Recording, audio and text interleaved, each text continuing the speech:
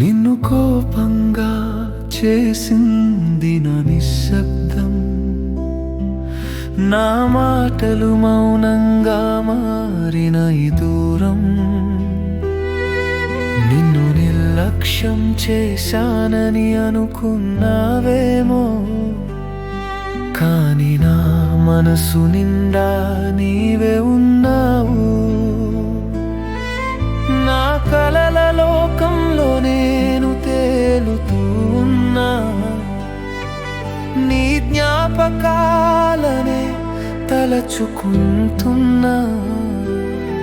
మాట లేకపోయినా ఊసు కరిగిపోయినా, నీ ఆలోచనలే నా హృదయ గీతమవుతున్నాయి.